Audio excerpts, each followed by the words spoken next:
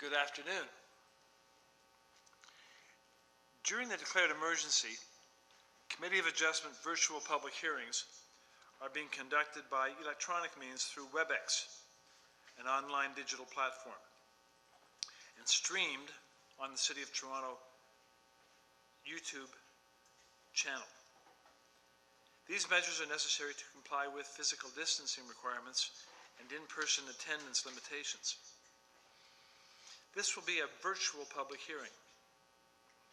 Participants who have registered in advance will be able to make their presentations to the committee using WebEx, an online event platform moderated by city staff. Anyone wishing to view the hearing may do so by watching on YouTube. Participants who have registered in advance will be connecting by their computers, a phone or tablet app, or by telephone. All participants will automatically be muted on entry. When his or her item is called, each participant will be unmuted by the moderator, one person at a time. Only the committee members will be participating by video. Registered participants will be participating by audio only. We ask that you also mute your devices until you are called on to speak. We acknowledge that the land we are meeting on is the traditional territory of many nations, including the Mississaugas of the Credit, the Anishinaabe, the Chippewa, the Haudenosaunee, and the Wendat peoples, and is now home to many diverse First Nations, Inuit, and Métis peoples. We also acknowledge that Toronto is covered by Treaty 13 with the Mississaugas of the Credit.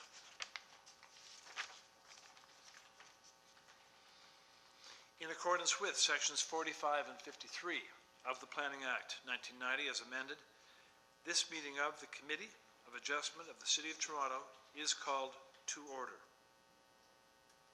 The Committee of Adjustment considers applications for variances from the provisions of the zoning that applies to property, permission to extend or to alter lawful non-conforming uses, and consent to sever property to create new lots.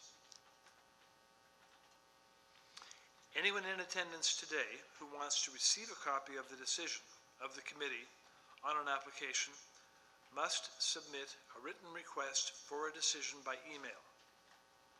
Please ensure that you include your name, address, and email address because Committee of Adjustment and TLAB will be sending notifications and updates by email. You may not agree with the decision of the committee. Decisions may be appealed to the Toronto Local Appeal Body, TLAB, or in some limited circumstances to the Local Planning Appeal Tribunal, LPAT. Appeal instructions are set out at the bottom of the decision of the committee. Hearing procedure. I will call each item in the order listed on the agenda. Where an application is uncontested, the agent or applicant may proceed with their presentation if requested by the committee. When the committee does not require a presentation, applicants are to advise the chair should they wish to speak to the committee.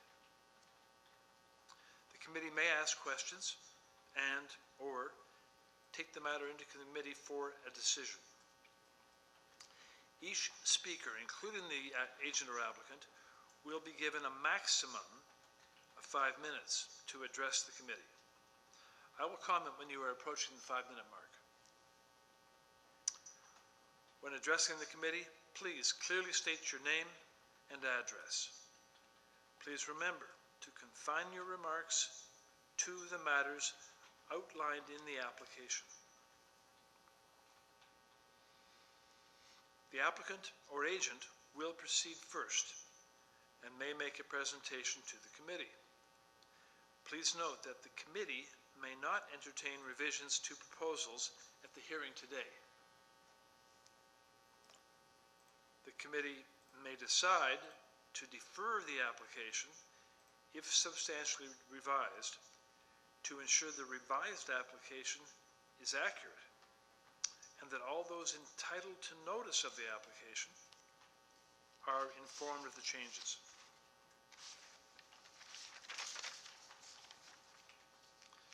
Then, individuals, either in support of or opposed to the application, will be invited to speak. Committee members may ask questions of each speaker after they have finished their presentation.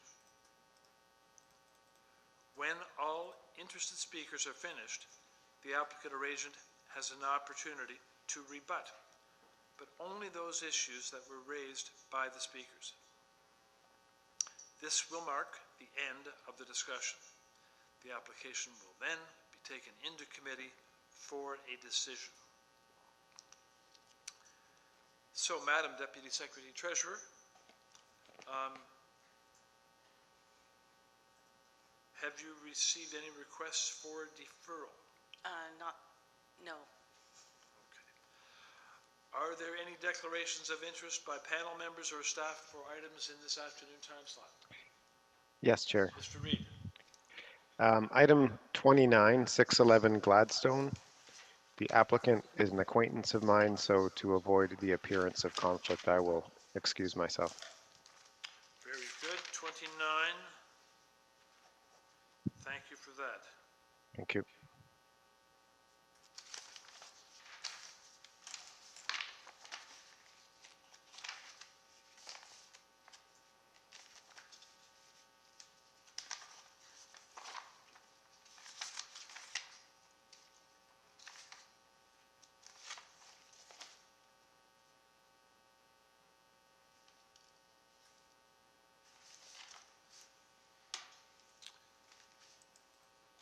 Madam Deputy Secretary Treasurer, are there any files to be closed on this afternoon's agenda?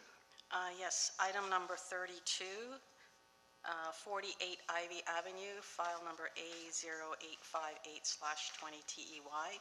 We received correspondence on January 22nd from the applicant indicating that they are withdrawing the application. So we're looking for a motion to close the file. Very, very good. Okay, panel, this has been, at the applicant's request, has been withdrawn. So I look to panel for a motion, please, to close application 32 file. With no refund, sorry. That is without refund. Motion to close item 32 with no refund, please. Thank you, Mr. Reid, for the motion. Second to that motion. Mr. Salomon, thank you. And all those in favor, show of hands, please. The motion is carried. The application is closed without refund.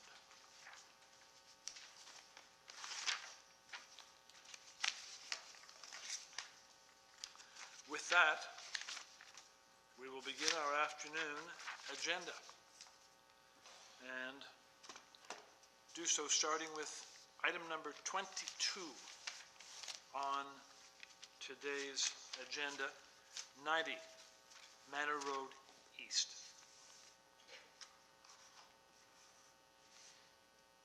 On this application, the committee has before it the following communications.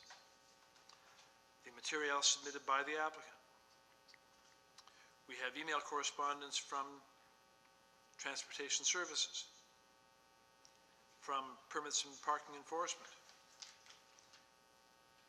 and another item from Transportation Services. In support, there are 4 form letters in support, signed by occupants at 88, 91, 93, and 94 Manor Road East.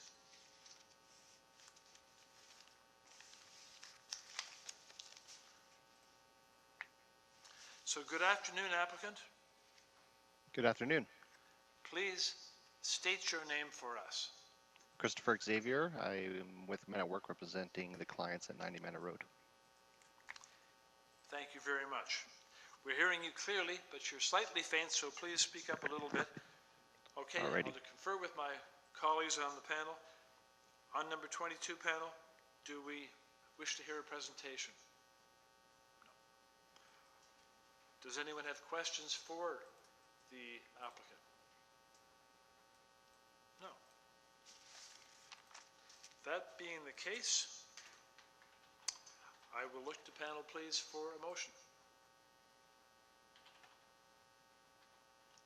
Mr. Salomon. So I believe the variances are minor in nature, and so I would move approval of the variances with no conditions. Thank you. Second, Mr. Reid. All those in favor, show of hands. The motion is carried. The application is approved without condition. Panel moves along to item number 23. 6 and 8, St. Andrew Street. Good afternoon, applicant.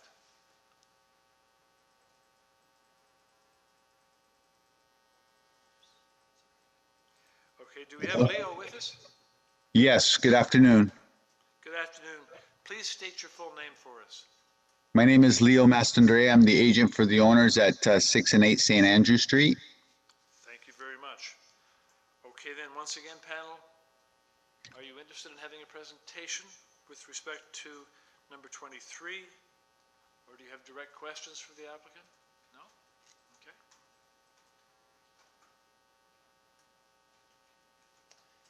In that case, I'll look to the panel for a motion with respect to the application, please.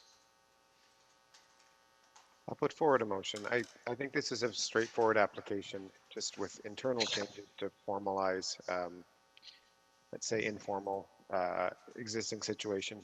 And I can see no negative impacts as a result of approving this, so I move to approve the application with no conditions. Motion to approve, Mr. Reid. Second to that motion. Second by Mr. Cheng. All those in favor? The motion is carried unanimously and the application approved.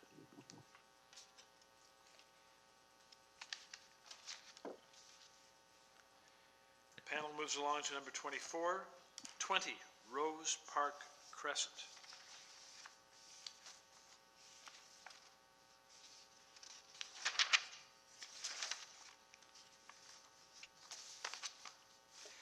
Here the panel has before it applicant's materials, copies of decisions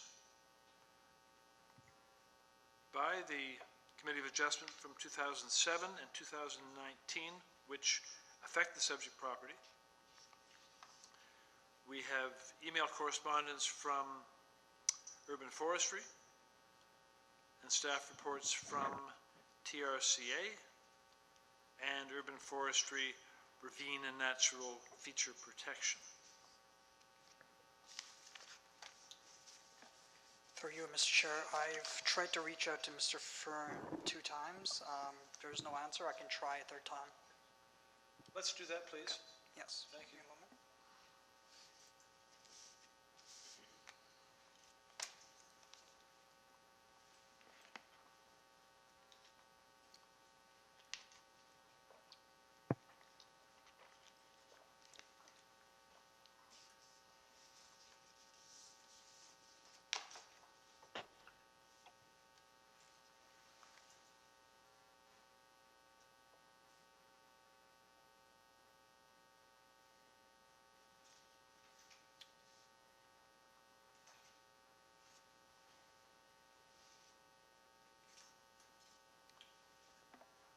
It doesn't seem like Mr. Fern is picking up.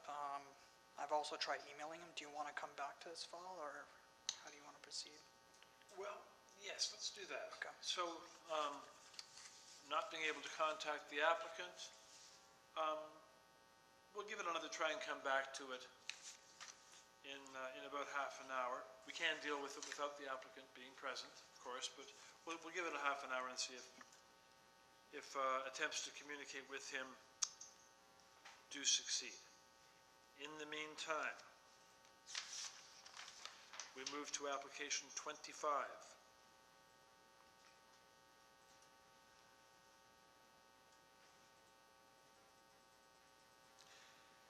And this This is 20 Kensington Avenue.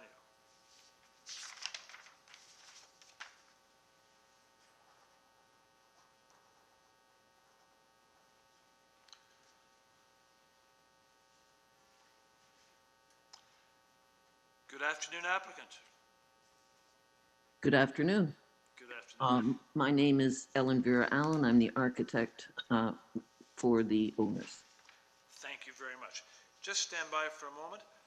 I want to advise that on this application, committee has before it the materials submitted by the applicant, plus there is support correspondence in the form of 3 form letters signed by owners or occupants of 14, 24, and 3032, and 61 Kensington Avenue, plus one from 1 Fitzroy Terrace. Now, on this application, panel members, do we require or request a presentation? Questions? Question, Mr. Salmon. My question is, have they spoken with the abutting owner at number 22? And what is the use that's next door, if they know? They have spoken with the owner at 22, and it is a commercial, I can't remember exactly what type of business it is, but that's, yeah.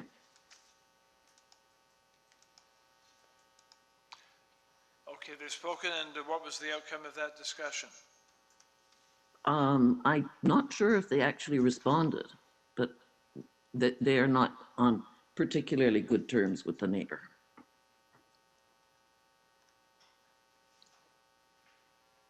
Okay.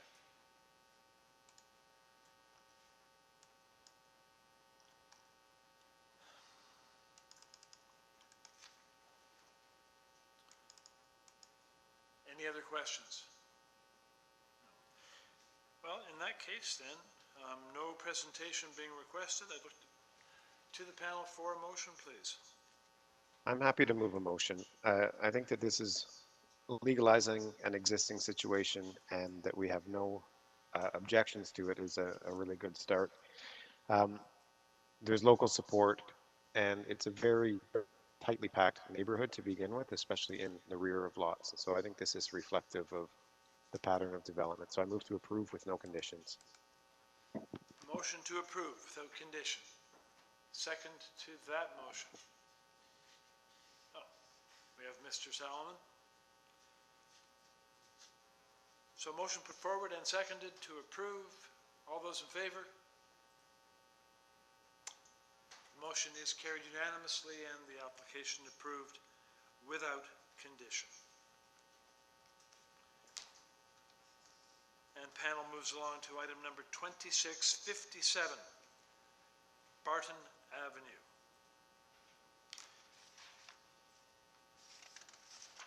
On this application, we have before us applicant's materials, copy of a decision number 179982, which affects the property. There is email correspondence from Community Planning and from Urban Forestry. And there is correspondence in support of a letter from Mr. Whistler at 59 Barton, which would be next door, plus a 14-signature petition in support signed by owners and occupants at Barton Avenue, Palmerston Avenue, and Euclid.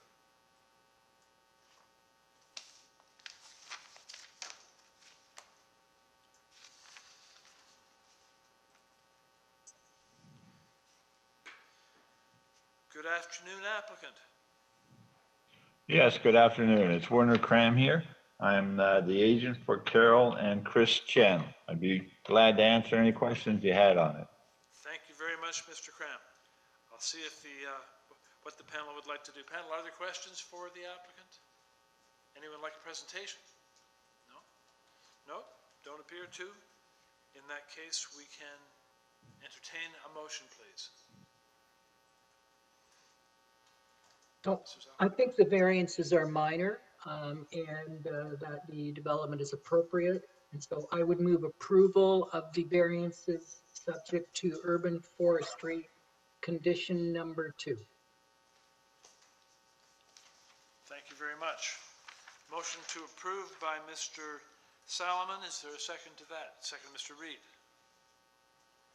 And urban forestry number 2 to apply. All those in favor? The motion is carried and the application approved, subject to urban forestry condition number 2.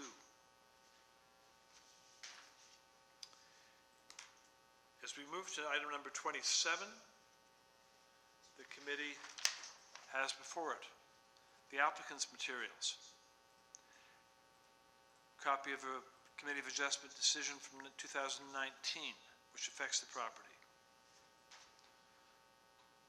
We have email correspondence from the Canadian Pacific Proximity Ontario organization, which is an element of CP Rail, I understand. And we have a staff report from Engineering and Construction Services. There is a letter from Councillor Blau. And in support, there are letters, and in opposition, there's correspondence. In support, 7 form letters. These are signed by occupants of Geary Avenue, Dundas Street West, Delaware Avenue, Westmoreland Ave North, and Dovercourt. In opposition, there is correspondence from 517 Delaware and 521 Delaware. So,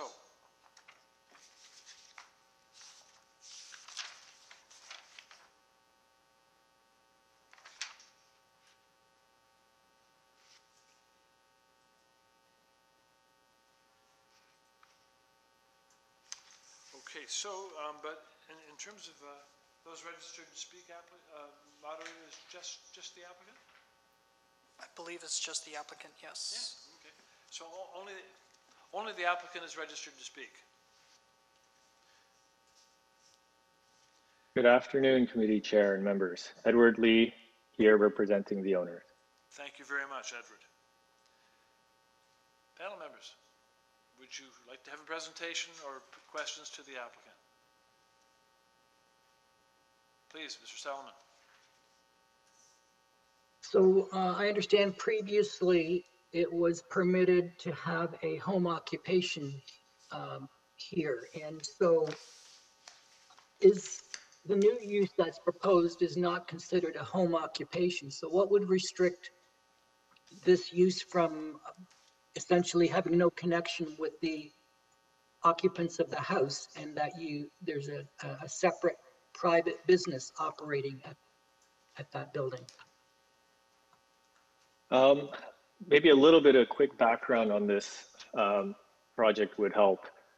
Yes, we were before the committee for approval as a home occupation use in an ancillary building, which was approved. A family member of one of the owners of the building was the one that was occupying the home occupation studio, and had this business plan to have a private wellness center in the garage for private treatment of spa and physio type treatments. One of the restrictions, obviously, in addition to not directly being the owner of the property, operating the home occupation use, there were also limitations on that the actual owner had to be the only employee or person running the studio. So things evolved, and being a family member of the owners, he was willing to come to Committee of Adjustments for a second time to kind of legitimize the wellness center, which he understands was stretching the limits of what a home occupation use were. And just a testament to him wanting to make this official and legal. So we actually, before even submitting the application, did a lot of due diligence, reached out to Councillor Bailau's office for their view, as well as city planning, Everybody is aware that the Geary Avenue planning study was in progress, and it was a long conversation over a span of a year, and ultimately we got reassurance from both parties that they would be in support of this application, which is why we're before you today. Obviously, we have a lot of support from not necessarily immediate neighbors, but people in the area who do believe that it is appropriate, even though it is around the corner from Geary Avenue. The building that it's associated with does actually front onto Geary. So Anna Bailao's office and the planning staff did feel that it was in fitting with their kind of advocation of a mixed variety of uses populating Geary Avenue in addition to the industrial uses that are currently permitted. So we're before you essentially because we do have the support of the councillor and city planning staff. We do understand there were 2 last-minute letters of opposition from neighbors on Delaware. If you read the letters, they're more concerned about the precedent that this would set for the future. I've been before committee for these types of very specific approval requests at committee, and you know, my understanding is that any future applications to convert an accessory building to a business would be reviewed in the context of what is being applied for. We can't just convert this wellness center into a restaurant in the future. This is a specific request for it to be approved as a wellness center. And obviously those neighbors and a lot of the other neighbors, you know, nobody has any concerns about a private wellness center being, you know, noise complaints, that kind of stuff. So it's really just concerns about, you know, whether this would set a precedent in the future. Obviously, you know, the only reason that we feel that it is appropriate for the area is that it is directly around the corner from Geary, and, you know, within reach of this planning study, which is why city planning staff and the councillor ultimately did feel that it was appropriate. Question for the applicant. If you could help us, this would help me understand the application. Then in the course of an average day in the operation of the wellness center, what is actually going on there? How many people are arriving? How many people are in the wellness center at a given time?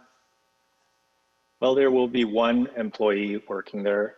It is intended to be a one-on-one session, but you know, we haven't actually set a number of occupants. Obviously, for zoning committee of adjustment purposes, that was not indicated. But this is a private therapy space, so it would be no more than a handful, maybe 2 or 3 people at a time.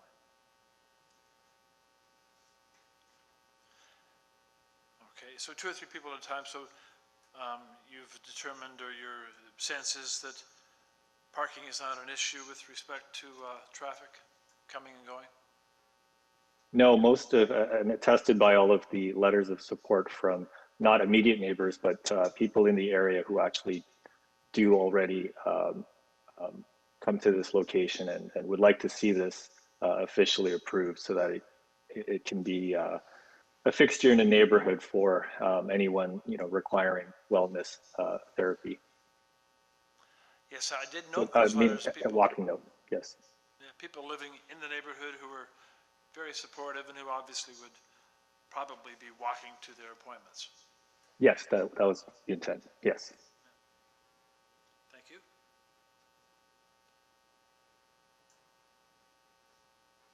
Further questions or a motion, panel, please?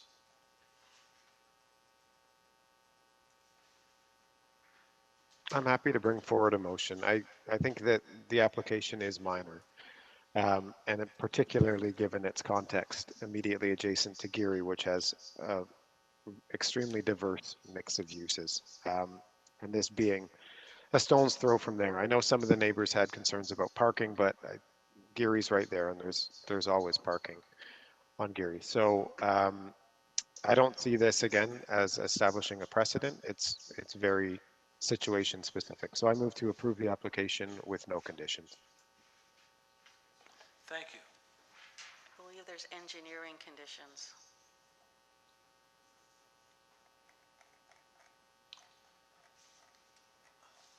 Staff is just pointing out that there are engineering conditions. Yes, my fault. I missed that. Engineering conditions added to this, please. Okay, to apply. Okay, very good. Okay. Do we have a second to the amended motion? Mr. Chang, okay. Motion to approve, subject to engineering. All those in favor, show of hands. And the motion is carried and the application is approved. Through you, Mr. Chair, I just wanted to point out the applicant for item number 24 is back. Mr. Fern, I do have him on the line. Very good. Let us return then to that application. Thank you very much. So panel, we're going back to number 24. We're now in connection with the applicant. 20 Rose Park Crescent. Once again, on this application, we have a copy of the applicant's materials. Mr. Chair, sorry. As I was saying that, he just left. I can try to give him a call again. Sorry. Let's do it. Let's do it while we're focused on it. Let's do it.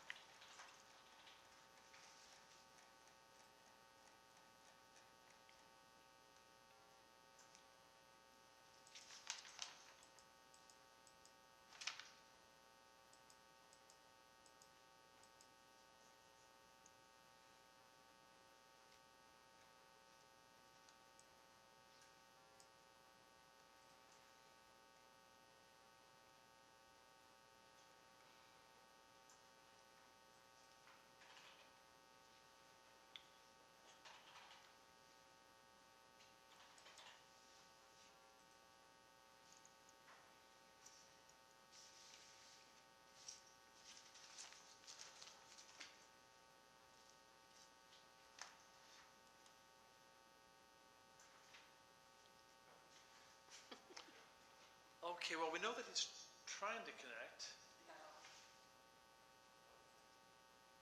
Hi, Mr. Fern, are you there? Can you hear me? Yes. Oh, okay, finally. Well, I was listening to you the whole time, and then when it was my time to get connected, there was no connection. Isn't that just the way of things sometimes? Okay. Yep. We're glad to have you with us now. Well, thank you very much for getting back to me. And we'll ask you to begin, please, by stating your name. Yes, my name is Murray Fern. I'm representing the owners today for 20 Rose Park Crescent. I'm the agent. Thank you very much. Applicant. Now, I'm going to check with panel, Mr. Fern, to see if we need a presentation or whether we have questions for you. So, panel, what is your pleasure on this? Any questions, or Mr. I have Reed? a question. Go ahead. Yeah, just a quick point of clarification. I Yes. know the variance is requesting 5.54 meters for the garage, but is this a question of established grade? I think the actual height of the garage is just over 4 meters. Is that right? Well, yes, and the issue is because we're on a ravine. If I average the four corners of the garage, our lower point on the ravine takes us to that height that we're going for the variance for when I average the four corners. So understood. But if you're standing, if you're standing at the front door to the garage, it's at that point the structural height is just over 4 meters. Yes, That's right? yes, it is, exactly. Okay. Okay, thanks. Okay.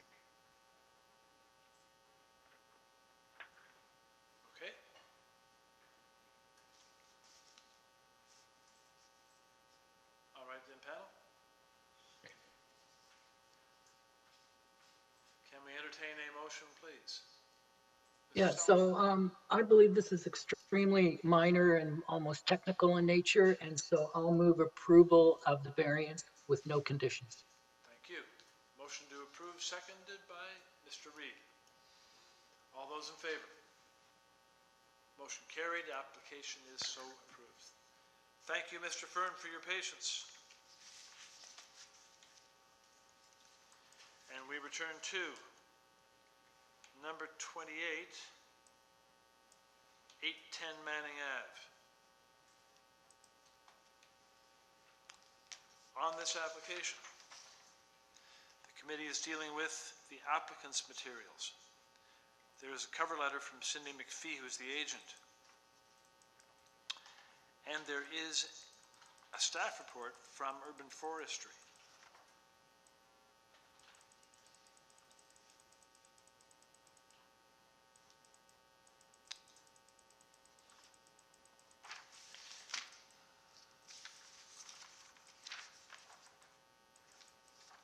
Good afternoon. Good afternoon, applicant. My name's Pardon me. I spoke over you there. Please state your name. My name is Cindy McPhee. I'm the agent for this application at 810 Manning. Thank you very much. Panel members, are there questions for the applicant? Presentation requested? No? No? No. Okay then. Could we entertain a motion, please? I'm happy to bring forward a motion. I think this is extremely minor and restrained, just replacing an existing garage. And this is kind of as easy as it gets, I think. So I move to approve with urban forestry condition number 2. Very good. Second to that motion? It's urban forestry condition number I think it's 1. 1. Oh, is it? I have 2. I'll defer to staff. It is 1. Yes. Thank you. Thank you, Sylvia. All right. Second? Second, Mr. Salomon. All those in favor? Thank you. Motion carried. Application is approved, subject to urban forestry condition number 1.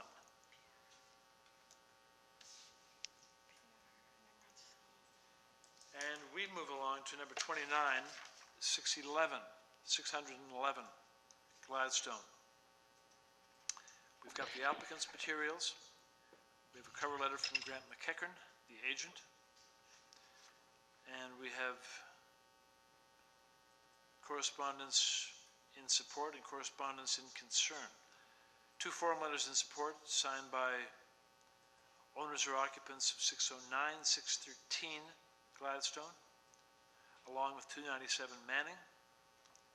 Then in interest or concern, we have correspondence from Melissa Johnston at 625 Gladstone Avenue.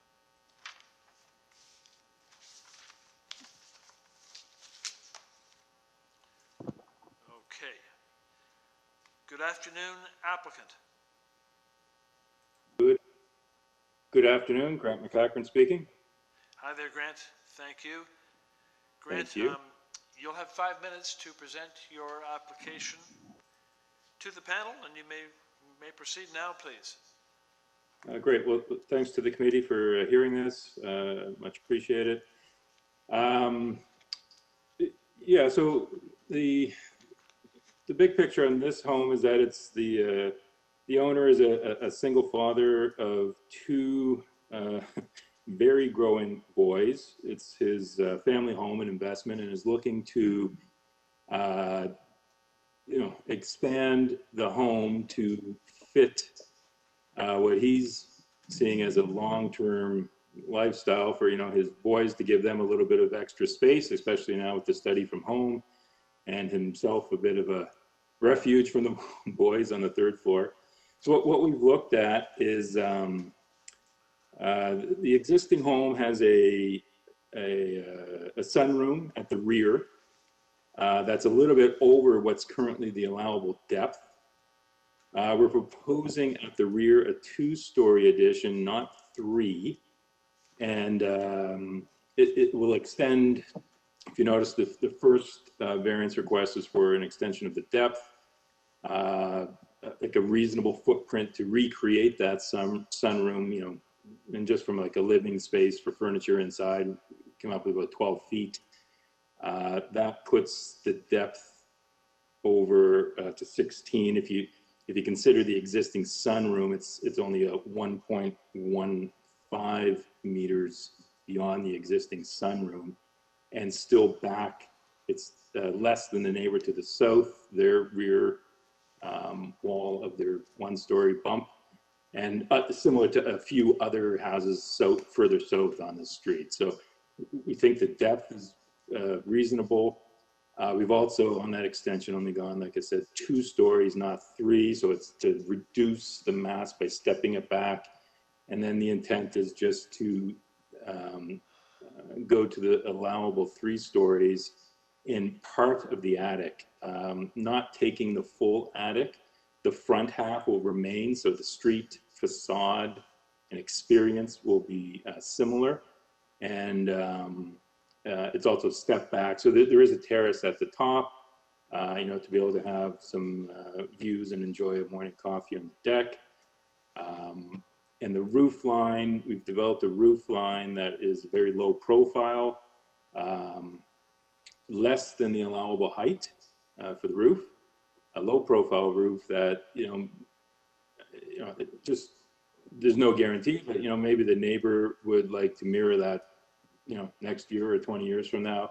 It would present a good solution for both houses in terms of the profile to sort of flip that. So, and the other variance is the density ends up at 0.75, allowable is 0.6. We originally were targeting 0.6, I think it was 6.8 or 6.9, and it was pointed out that the entire attic that's being converted the entire footprint is not being used, and we were thinking that would count to 0.69. It was pointed out by the plan reviewer that once you sort of touch that attic, it's all counted, and that's what brought us back up to the 0.75. So, there was an intent not to overbuild and to keep the massing, in line with some of the other neighbors and step it back and not be too obtrusive, but still try and create, a home that he can enjoy. It's a little more flexible for his current family, and will provide him with like a long-term, use for the house. I'll ask you to make your summary, please. Well, I think the summary is, we think the depth is reasonable. It's in line with the other some of the other houses on the street, and the area, while on paper it comes at a 0.75, I don't think it represents like the experience of the mass or the bulk of the building. And we've gone through some efforts to keep it, I think, reasonable. Thank you. Your time is up. Appreciate it. Thank you. Okay, panel, let's hear from... Through you, Mr. Chair. Judith Parker and Angela Colucci have withdrawn from speaking. They've withdrawn via email correspondence, and I'm trying to reach Melissa Johnson, but she's unable to answer. I've called her 4 times. Do you want me to try one more time? You've tried it 4 times? Yes. No, I don't think you need to. Okay. No, that's good. I just also want to point out that Melissa Johnson is also a speaker under item 31, just when it comes up. Okay, thank you for that. Okay, panel, so that changes things a little bit in terms of this application.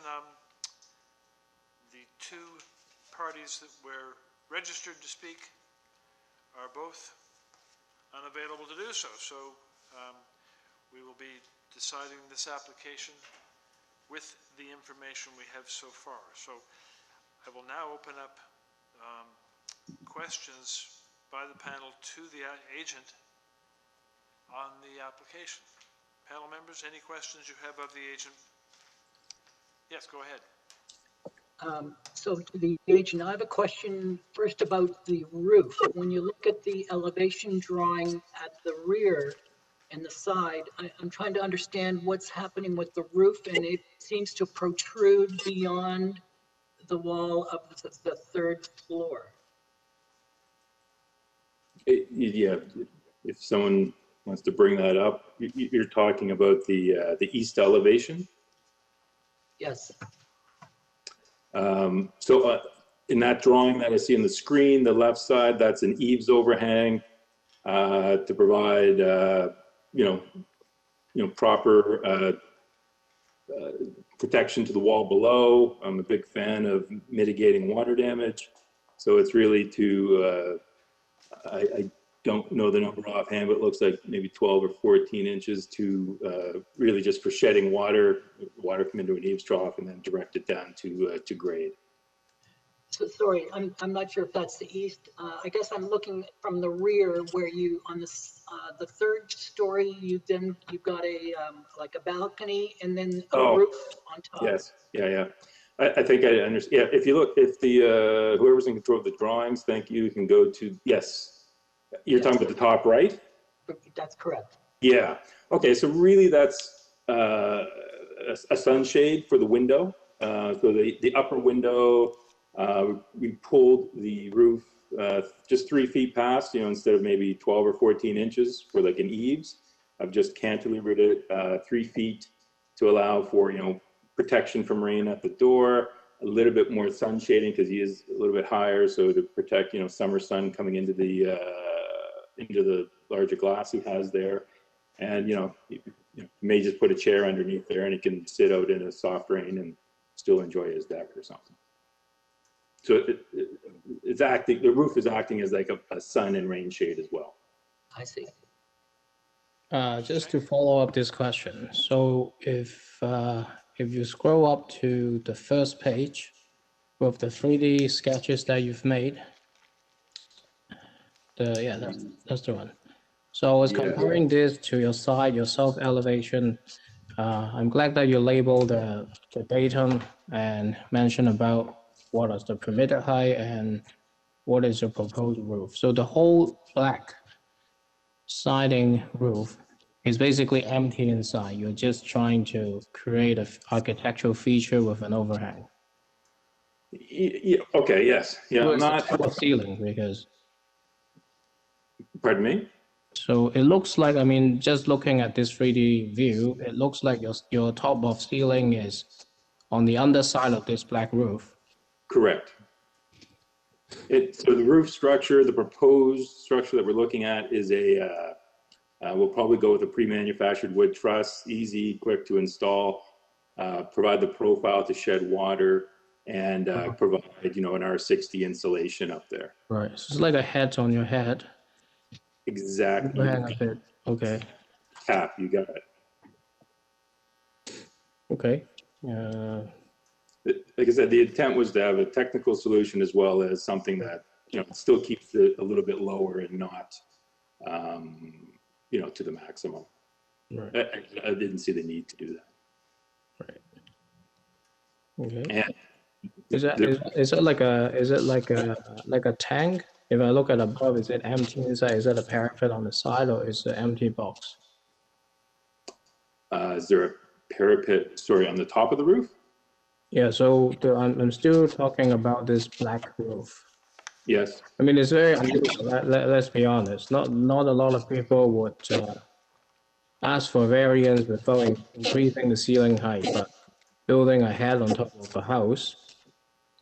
That's why I want to make sure that I'm understanding it clearly. So if you scroll down to, page 206. To building section, yeah. That's right. Oh yeah, there. So if I zoom into the left, it says allowed maximum side wall height. And then there's a top of proposed roof. Right? And then you have maximum building height. Yes. So you're not touching the maximum building height at all. Correct. The proposed roof will sit, I could have put a much taller, steeper roof on, but we also just didn't see the need for that, and I wanted to keep, like a reasonable height, I think. Yeah. The wall were just. Then you have a sculpture in the middle. I mean, you didn't label it, but it looks like it is. In what, sorry? Like a sculpture in the middle of the roof. You have if you zoom in that little box, It's a skylight. no, above it, that one, yeah. Skylight. That's a skylight, I see, okay, got it. Over the staircase, yeah. Understood, okay. All right. We looked at different technical solutions, a flat roof, you know, he was excited about maintaining a flat roof, you know, every few years, the potential for water there wasn't done right. We looked at like a much steeper roof, and at the end of the day, we sort of came up with this hybrid of sorts that, Okay, like you said, it's really a little roof gap. right. Applicant, there's a question for you from Mr. Salomon. So my question relates to the permitted depth for the townhouse. So it's only, the third story is not, the third floor is not using the full building depth. It's Correct. So would you have a problem if this was approved to tie the approval to the site plan and elevation drawings? And otherwise have to build what I'm presenting today? That's correct. That's the intent. Okay. We don't, these drawings represent what we are asking and hoping to build. All right, thank you.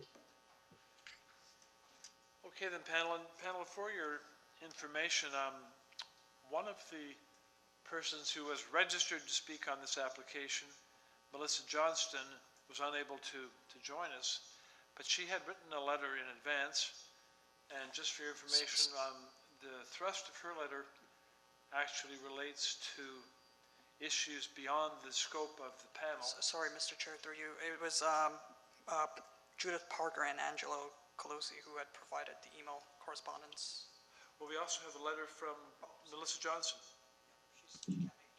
No, it's all. Yeah. But I'm just noting that her concerns, as outlined in that letter, are actually beyond the Committee of Adjustment. They are construction concerns. When is the construction scheduled to start? How many days of the week? What time will it start each day? And what time will it finish each day? Will there be traffic disruptions, parking disruptions, and so on? So those particular things are beyond, those are construction issues, beyond Committee of Adjustment. Okay then, if there are no further questions of the applicant, then I would look to panel for a motion, please. So I believe the variances are minor in nature. I would like to put forward a motion to approve the variances subject to tying them to the site plan and elevation drawings. Thank you. Is there a second to that motion? Yeah, I agree with Ron. It's basically a technical issues here, so it's fine. Good, okay. Okay, motion put forward and seconded to approve. All those in favor? And the motion is carried and the application is so approved. And the panel moves along to number 34, TIAGO Avenue.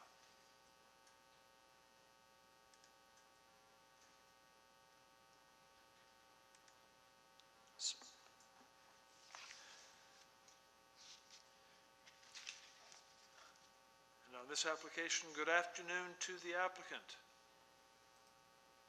Do we have Kyle? Hello, Mr. Chair. Yes, Kyle Kadra here on behalf of the owners, 34 TIAGO Drive. Good afternoon. Thank you, Kyle. Okay. Panel members, we have the applicant with us. Do we wish the applicant to make a presentation? Any questions for the applicant on number 30?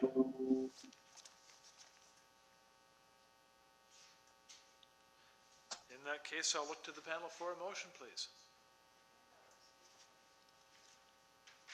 Sure, I'm happy to put forward a motion to approve the variances. There are only two, and I believe they are minor in nature. Thanks, Mr. Salomon. Mr. Reed has seconded your motion. All those in favor to approve, show of hands. Motion carried and the application is approved.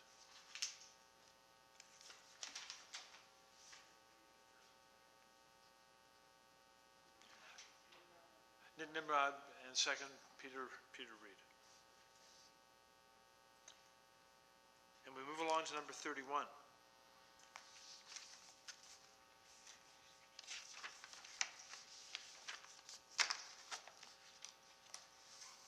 On number 31, there are before us materials submitted by the applicant, and there is a 6-signature petition in support. The owners are occupants of 611, 614, 615, 618, and 619 Harvie Avenue, along with that from 30 Thornton Avenue, have all signed the petition in support. Okay. Good afternoon, applicant. Good afternoon, Sir Chair and fellow committee members. My name is Chris Marchese of Planner Design Plan Services. I'm here on behalf of the property owners of 613 Harvie Avenue. Very good. Thank you, Chris. So let me ask the panel. Panel, any questions? Presentation helpful?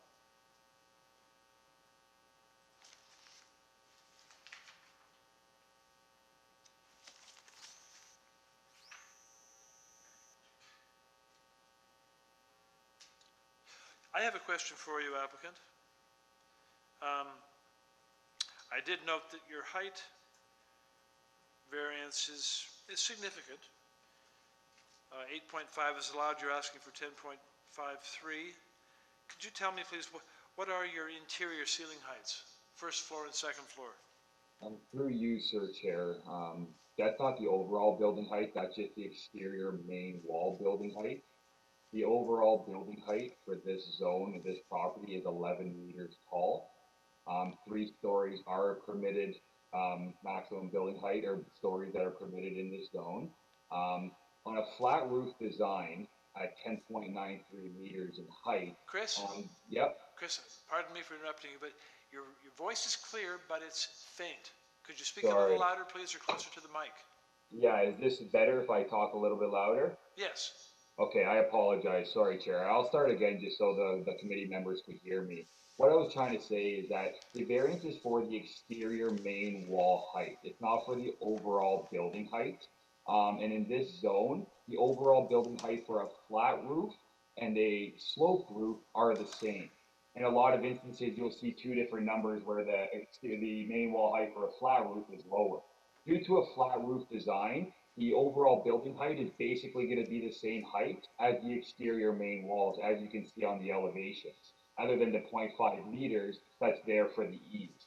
So we are within the overall building height on a flat roof design as such that's in front of you today. I don't know how it would be possible to have an exterior main wall height at 8.5 meters, but then an overall roof height that's permitted at 11 meters. So we are complying to the overall building height, but we are asking for a variance towards the exterior main wall height. Okay, I'm going to ask you again, what are your interior ceiling heights, first floor and second floor? Let me just pull that up here for you, Sir Chair. We got, on the first floor, we have 3.1 meters. On the second floor, we have 3.1 meters as well. In terms of feet, if you want me to convert that quickly, I could do that. Sounds like 10 feet on both floors. Yeah, 10 feet, correct.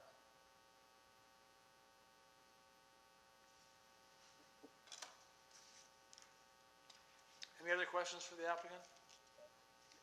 So just a question then to follow up on that. Is that what is pushing up the sidewall heights then, the floor to ceiling interior heights then? Are you asking me, sorry, Sir Chair, is that question directed to me? It is, yes. Yeah, it could be directing the ceiling height, but the reason that we maximize that is because a flat roof doesn't have a lower permitted height than a sloped roof that we're used to seeing. So we figured to maximize the height,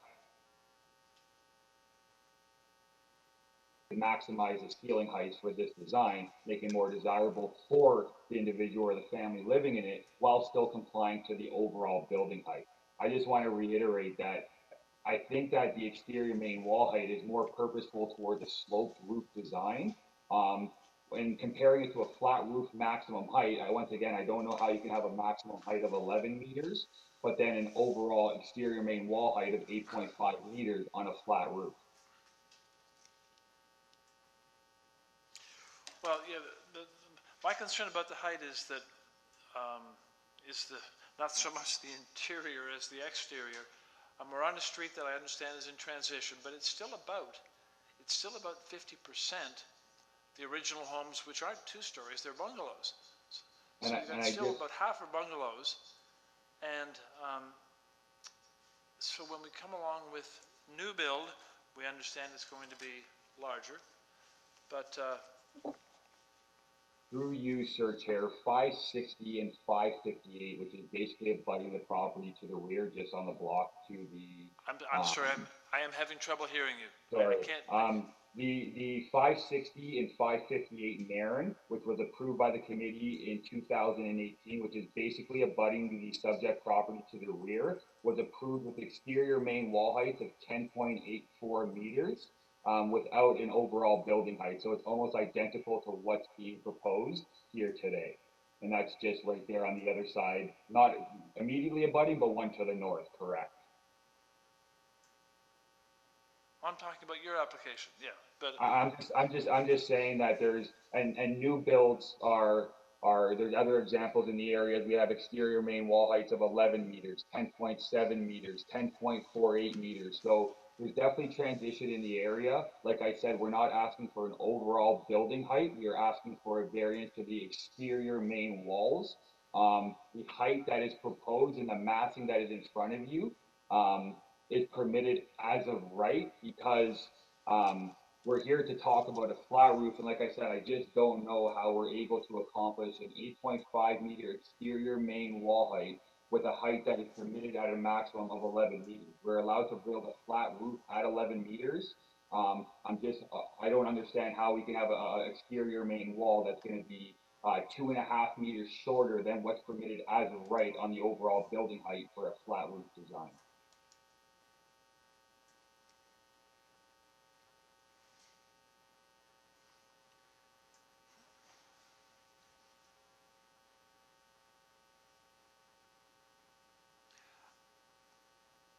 okay. You're asking, your first variance is what I'm referring to here. Yes. You're talking about 11 allowed as of right, but I'm dealing with the actual application that the committee is being asked to consider, and variance number 1 shows that 8.5 is the allowable height of all side exterior main walls, and you're asking 10.53. Correct. 2 meters plus. 2 meters plus, which is substantial. But what I'm trying to say, sorry to interrupt, Sir Chair, what I'm just trying to get at is the fact that an 11 meter height is important here, because when you compare the two, the bylaw is kind of contradicting itself, because I don't understand, and I'm trying to make the committee understand that if you have an exterior main wall height of 8.5 meters on a flat roof, but you're permitted to go 2.5 meters on the overall building height, on a flat roof design, your exterior main wall height is basically going to be your overall building height minus the 0.5 extra for the eaves. That's not correct. You can have a recessed roof. And that's the whole idea of this design of this bylaws. It expects you to recess in. It doesn't expect you to build the front wall all the way up to create that top floor. Through you, Sir Chair, I understand that, but a flat roof. So what you said, I'm just telling you that what you're complaining about is wrong. You didn't understand the bylaw clearly. So do not make that accusation before you understand the logic. Fair enough. Through you, Sir Chair, I respect the comment, but what I'm trying to say is it's that not a comment. It's some knowledge for you. You shouldn't accuse the bylaws doesn't make sense, and therefore you are obligated to get it approved. That logic doesn't make sense to me. Well, what I'm trying to say, and I apologize. You should focus on why you need that 10.53 meters at the front wall, because it casts shadows. It has lots of implication, and we're expecting you to explain how it wouldn't impact your neighborhood, rather than you can't build it.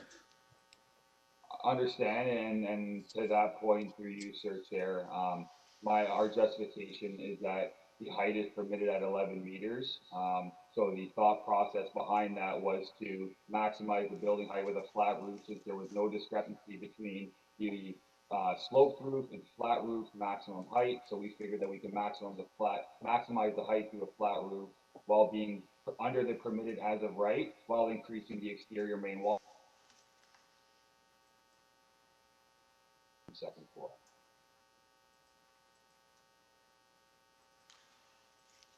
Okay, are there any other questions for the applicant? Okay. Very good. In that case, let's take the application into committee for a decision, please. So I appreciate Aaron's comments, and I do have concerns with variance number 1. And essentially, what it seems as if the applicant is trying to build a full 3-story building, but what's happening is they're affecting the adjacent property owners by having the sidewall heights going up to the 2.53 meter height. And I think that creates negative impacts. And so those are my concerns. I understand that concern, and especially as the chair raised before, that most of the houses in this area are still 1-story and some are 2. But what I did appreciate about this application is that it retained the existing footprint of the house, and so it is substantially shallower than its immediate neighbors, and also many or most of the houses in the area. So I think actually by adding that 3rd story, it stands out a bit on the street, but I think it would be less impactful on the neighbors than having extended out a longer 2-story for the same GFA. So I'm going to support this application for that reason. Well, I'm concerned about the height. I'm concerned about variance number 1. I don't want to start redesigning the house on the fly, but because about half the houses are still bungalows, variance number 1 looks undesirable to me.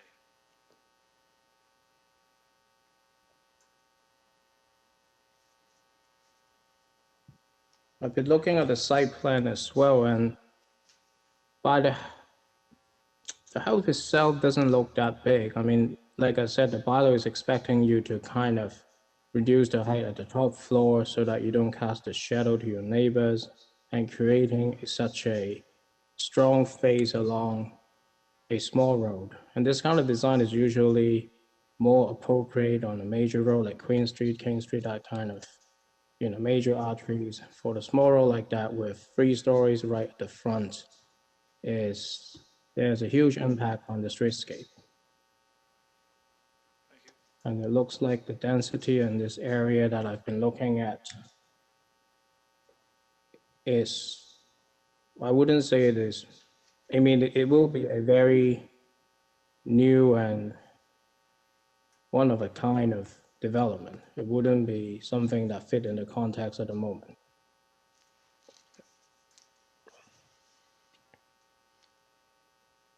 So I would, I'll bring forward a motion to refuse the variances.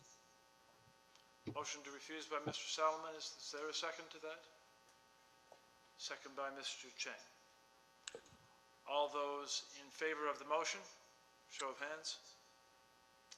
Those opposed to the motion. Mr. Reid is opposed, but the motion is carried and the application is refused. Panel moves along to item number 33.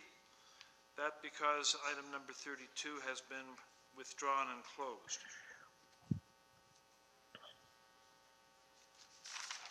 Number 33 is 1952 Gerrard Street East. And on this application, good afternoon, applicant. Yes, hi there. My name is Electra Sims. I'm the owner of Morning Parade Coffee Bar, acting as agent for this application. And I'll note that the owner, Jim Gricos, is also on the line. Okay, so there's no one registered in opposition then? That's correct. Okay then, Electra, I'm just going to check with panel members. We'll see if we would like a presentation. Panel Okay. members? Panel members presentation? No? Any questions for the applicant? Yes, there are questions from Mr. Salomon first, Mr. Reed second. Okay. Sorry, I'm on call.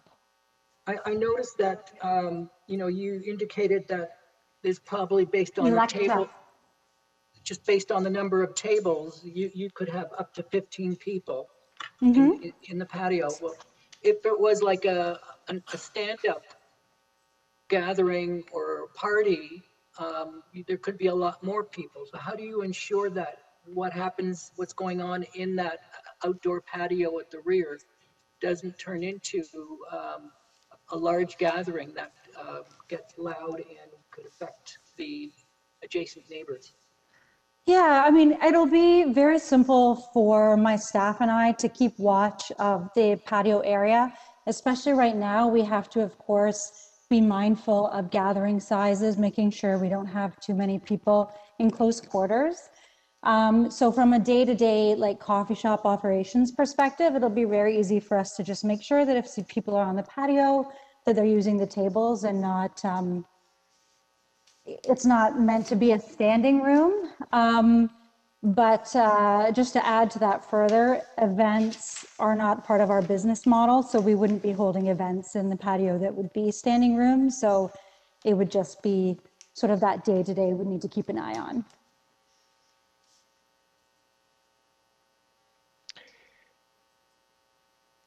I have a question.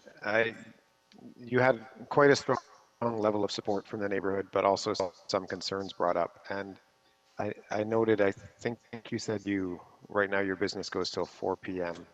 Yes. I think if we were to approve this, I think we'd probably be wanting to put some conditions on the hours of operation. So what would you desire from a kind of operational perspective in terms of opening hours of the patio? I'd love some leeway to stay open until 6:00 p.m. if possible. We're still a small business. We're in our second year of operations. Right now we close between 3 and 4 p.m., but having that leeway to stay open until 6 p.m. in the future would be appreciated. Okay. And opening at 8 or how early? Right now we open at 8 a.m. and I don't foresee needing to have the patio open any earlier than that. Okay, thanks. I just want to add something. Under the noise bylaw in the city of Toronto, you can have construction until 7 p.m. So you sure you want it until 6, not 7? If the committee would approve allowing us to stay open until 7 p.m., I would obviously take that. But I'm also comfortable with 6:00 if the committee feels more comfortable with that as well. Okay. Just as a follow-up to that, there are community planning report conditions. And are you aware of those conditions, and are you in agreement with those conditions? I have reviewed the report, and I'm 100% in agreement with all of those suggested conditions. Okay, and so they do set out operating hours of 8 a.m. to 6 p.m. 7 days a week. You're okay with that? I am, thank you. Okay.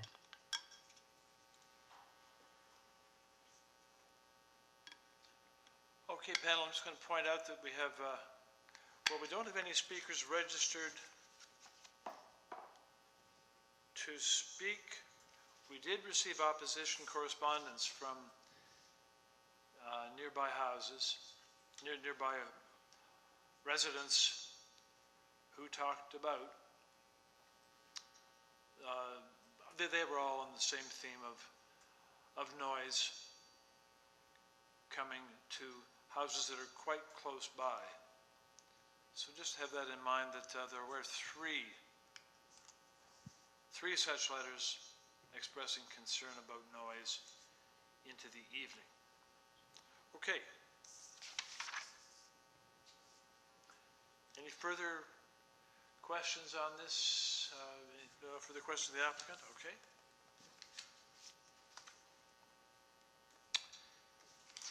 In that case, I'll look to panel for a motion, please. Mr. Salmon. So I'm in agreement with community planning reports their conditions, and so I would move approval of the variance subject to community planning conditions. Motion to approve subject to community planning, seconded by Mr. Reed. Thank you. All those in favor, show of hands, and the application is approved. Motion carried unanimously. Thank you.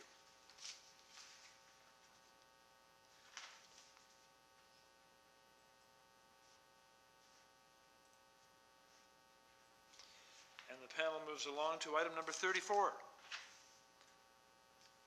598 Gladstone Ave.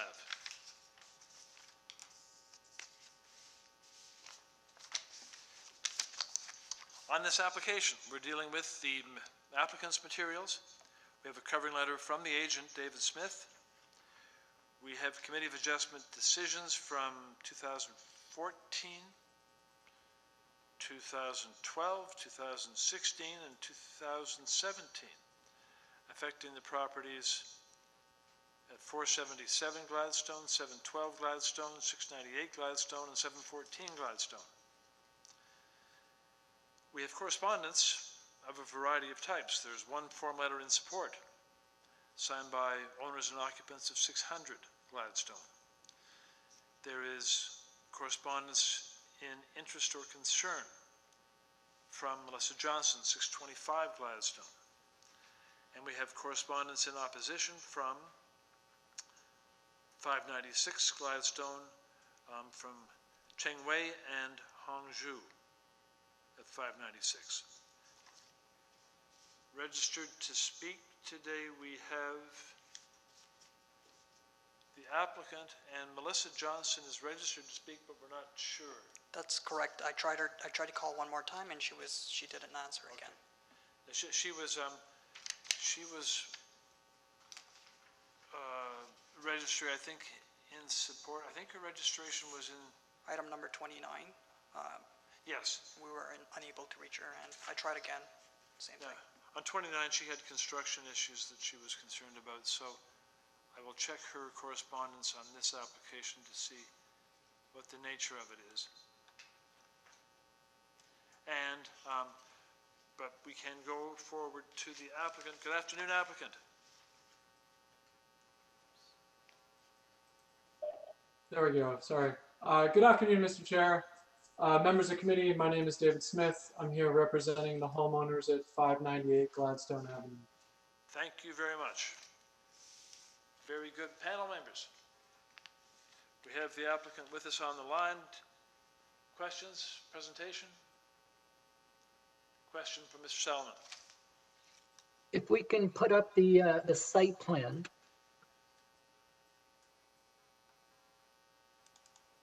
Thank you. So I think I tried to get a sense of what's the impact of the two-story addition at the rear to the abutting semi.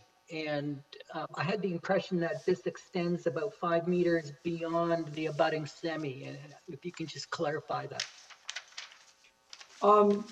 That's the case.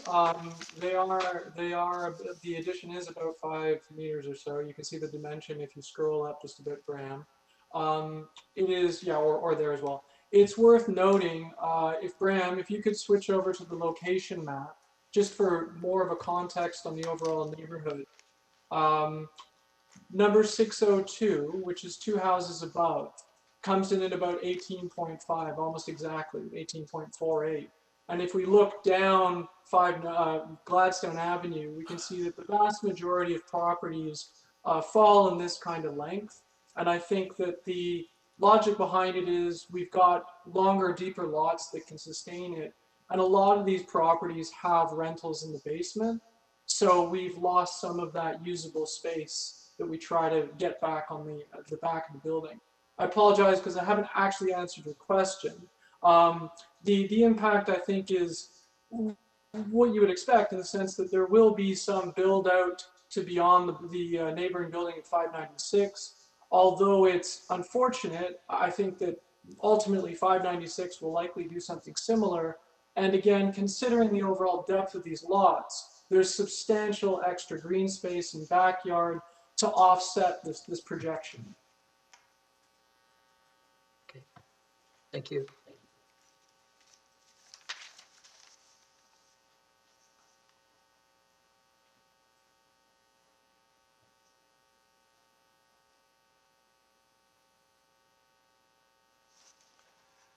Okay.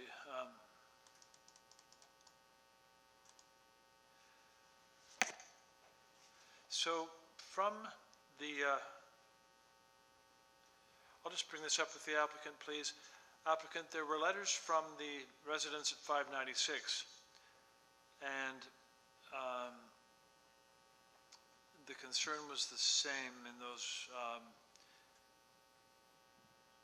those letters, that the will block their view, does not match the rest of the neighborhood, and that the site, or the depth is too long. So they're not with us to speak, but they are next door. So could you address those issues, please? Yeah, I think actually Mr. Nimrod was touching on that just a minute ago. I also think it's worth mentioning that we do not have a staff report from city planning, which is always a red flag as to whether they think something is appropriate or not. Like I said just a moment ago, if we look at the overall general character of the neighborhood, we've got much deeper lots, and this usually results in slightly deeper buildings. All along that side, we've got very long, deep buildings and still a sizable amount of rear yard space beyond that. So I don't think that coming in around 18.5 meters is uncharacteristic with the properties, or the neighborhood, pardon me. I do appreciate that it will impact them, and this is always a challenge when you're a semi. We reached out to them and tried our very best to sort of work with them, and I think this is just a challenge with building in the downtown core. Ultimately, I expect that they will do something similar, and that will help mitigate the overall impact. Thank you very much for that, and I can also inform the panel about the letter of interest received from Melissa Johnson. It was with respect related to construction issues. Very good. So, if there are no further questions of the applicant, then I'll look to the panel for a motion, please.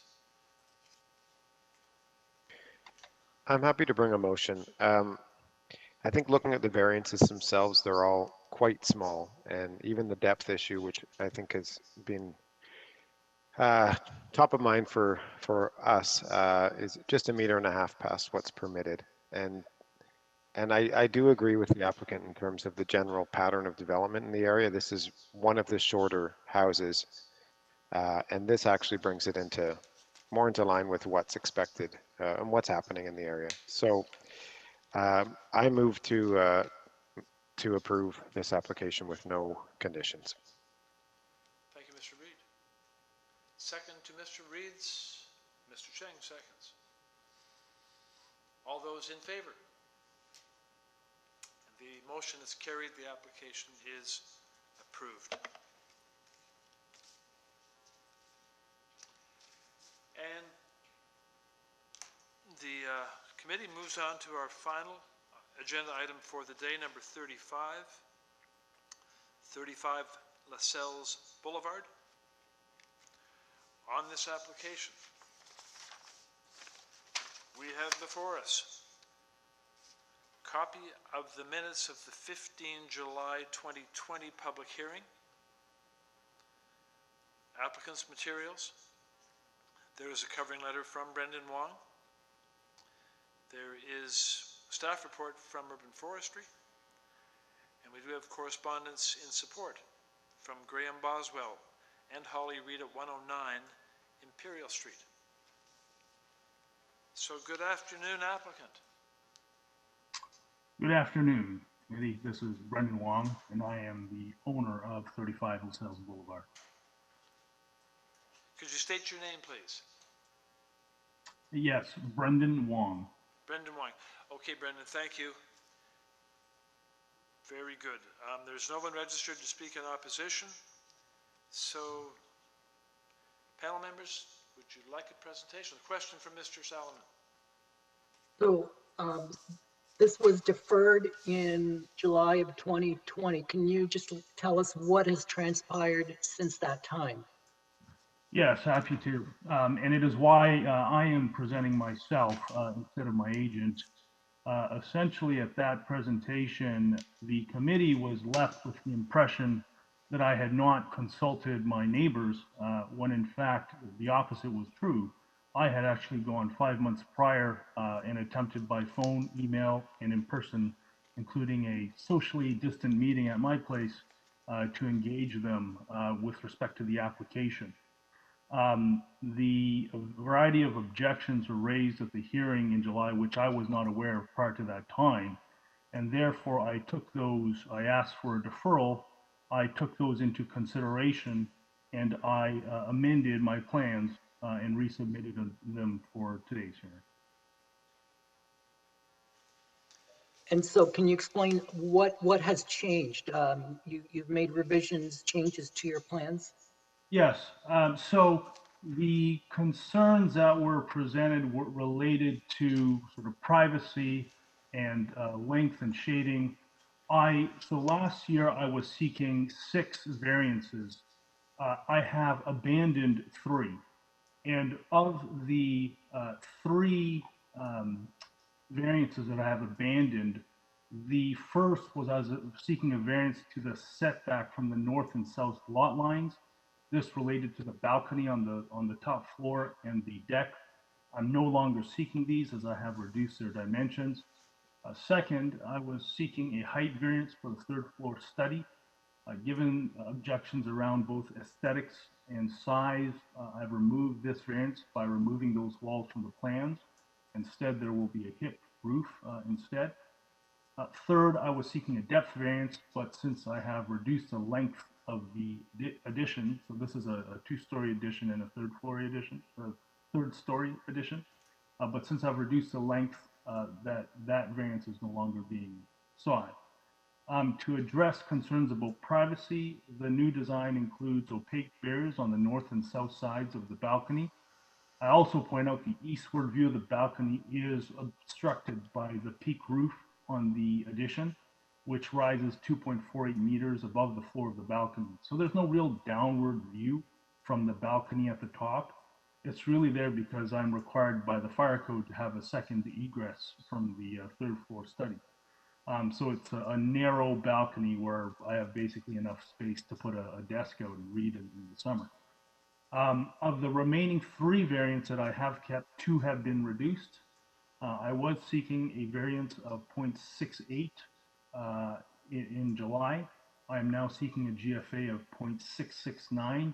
If you look at the studies attached to my cover letter, you'll see that for properties within 500 meters, the GFA for those properties where GFA is permitted at 0.6, the average variance granted is 0.776 and the median is 0.79. The range is 0.66 to 0.89, and hence the variance I'm seeking of 0.669 is towards the very bottom of the list. The second variance that I'm still seeking, but which has been reduced, is the length. The bylaw permits 17 meters, and I was seeking 18.9 in July. I have revised this to be 18.51 instead. If you again look at the studies, the average within 500 meters is 20.05 meters and the median is 20 meters. The range is 18.4 to 22.1 meters. So the variance I am seeking of 18.51 would again be towards the very bottom of the range. The third and last variance that I am still seeking and which remains unchanged is I think one that didn't actually raise any objections. It relates to the parking space. The parking space in the plan submitted is obstructed by a fixed object, namely the house. The bylaw requires dimensions of 3.2 meters in width and 5.6 in length. I would not be touching the length, just the width. and going down to 2.89. I point out that even with this reduction, it would remain wider than the 2.6 meters allowed for a parking space that is not obstructed. So in totality, I believe these variances are minor in nature. I also point out the owner of the property to the north had objected in July. Unbeknownst to me, I found out afterwards she had actually sold her property already at that time. And she closed in November, and the new owner, I went over, and they are fully supportive of my application. And they're the ones who are really impacted the most by any shade issues, that kind of thing. My neighbor to the south, Miss Donat, I spoke to her right at the deadline for filing, and I had also emailed her the new plans and tried to have a conversation. And at the deadline for filing, she advised me that while she wouldn't sign anything, she would not show up to object and she would not file an objection. Lastly, 20 Collin, which is on my backyard, my opposing neighbor out in my backyard, they supported this back in July, but they did not put in a further letter this time around.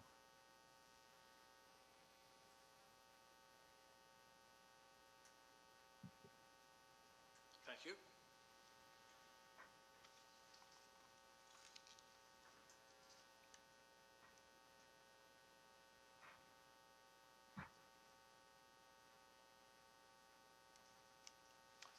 Thank you very much. So there has been some conferring with neighbors and some standard changes to the application itself. Okay. If there are no further questions of the applicant, then I'll look to panel for a motion, please. So I think the changes that have been made are appropriate, and I believe the variances are minor in nature, and I would move approval of the variances subject to urban forestry condition number 2. Very good, thank you. Seconded by Mr. Reid. So, all those in favor, show of hands, and the motion is carried. The application is approved subject to urban forestry number 2. With that, the business of today's agenda is completed at 5:19 p.m. And my thanks to panel members for their engagement and their steady focus as always. Thank you very much. Thanks, everyone. Nice to see you. Happy ending. Okay, bye-bye. Bye. Hearing is terminated.